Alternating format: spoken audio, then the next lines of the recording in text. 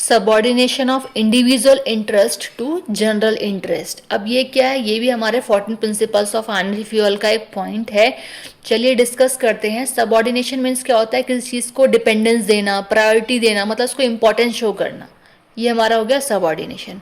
Individual का मतलब है एक सिंगल पर्सन की बात करते हैं, और अगर हम बात करते हैं इंडिविजुअल इंटरेस्ट की, तो जो हमारा सिंगल पर्सन है, फिर एक इंडिविजुअल पर्सन होता है, उसका इंटरेस्ट किस चीज़ में होता है, उसकी खुद की सैलरी, खुद का बोनस, उसका इंक्रीमेंट। ठीक है, तो ये पार्ट हमारे इंडिविजुअल इंटरेस्ट के हो गए। अब बात करते हैं जनरल इंटरेस्ट की। तो जनरल इंटरेस्ट का मतलब है ऑल ओवर, सभी का इंटरेस्ट एक साथ। इट मीन्स ऑर्गेनाइजेशन का हमारा गोल, उसका प्रॉफिट, कंपनी की ग्रोथ, तो ये हमारा क्या है, एक जनरल इंटरेस्ट है। तो हेनरी फ्यूल ने यही कहा है कि इंडिविजुअल इंटरेस्ट पे हमें फोकस नहीं करना, इंडिविजुअल इंटरेस्ट वाली कंडीशन कंपनी में ना हो। क्या हो लेकिन अगर नहीं हो तो जनरल इंटरेस्ट वाली कंडीशन कंपनी में क्रिएट होनी चाहिए, कि जो इंटरेस्ट क्रिएट होगा वो ऑल ओवर सभी का हो, सभी के लिए हो। जैसे कि कंपनी का गोल अचीव होना, कंपनी का प्रॉफिट होना, कंपनी की ग्रोथ होनी, ठीक है, कंपनी की गुडविल मार्केट में बननी। तो ये चीज़ हमें फोकस करनी है इस चीज़ पर। तो चलिए डिस्कस करते हैं। अब इसका मीनिंग क्या कहता है, the interest of an individual should not be more important than the interest of the organisation. कह रहे हैं इंडिविजुअल पर्सन का जो इंटरेस्ट होता है वो इम्पॉर्टेंट नहीं है। इंटरेस्ट इम्पॉर्टेंट किस चीज़ का है, ऑर्गेनाइजेशन का। ठीक है, next point is organisational goal first, कि जो हमारा ऑर्गेनाइजेशन है उसका गोल सबसे पहले है। हमारा फर्स्ट प्रायोरिटी जो देनी है वो हमें ऑर्गेनाइजेशन के गोल को देनी है, ना कि एक इंडिविजुअल पर्सन को। इसमें लिखा है employees should give priority to the goals of the organisation, जो मैंने अभी कहा।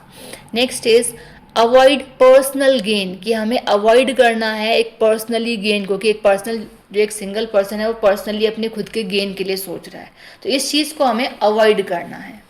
तो personal interest should not harm the organisation's objective.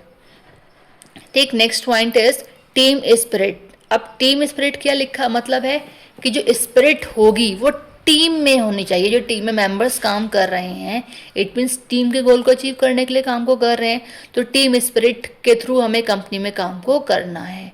लिखा it promotes cooperation and team work among employees, कि ये चीज़ क्या करती है, प्रमोट करती है कॉपरेशन को and team work among employees. Employees जो होते हैं वो with the help of team work काम को करते हैं, तो काम बहुत परफेक्टली हमारा हो जाता है।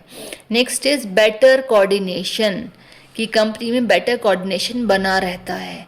When everyone focuses on common goal, जब हमारी कंपनी का हर एक पर्सन का जो गोल होगा वो कॉमन होगा, सेम सबका गोल होगा, तो क्या होगा, जो कोऑर्डिनेशन कंपनी में है वो इम्प्रूव होगा। बिकॉज ऑफ, क्योंकि हर एक पर्सन अपने खुद के टास्क को अचीव करने के लिए काम नहीं कर रहा, एक अपने अपने ऑब्जेक्टिव को कंप्लीट करने के लिए काम नहीं कर रहा, वो कंपनी के गोल को अचीव करने के लिए काम कर रहा है, तो कोऑर्डिनेशन इम्प्रूव होगा।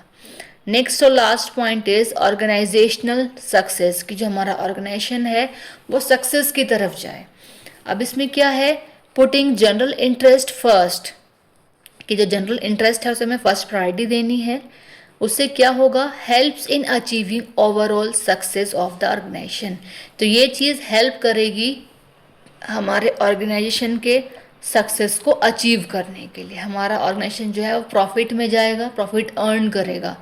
ठीक है, तो ये कहीं ना कहीं एक बहुत पॉजिटिव और एक बहुत हेल्पफुल पॉइंट है किसी भी ऑर्गेनाइजेशन के लिए। With the help of this point company जो है वो मार्केट में पॉजिटिविटी की तरफ जा सकती है, ग्रो कर सकती है डायरेक्टली कहें तो।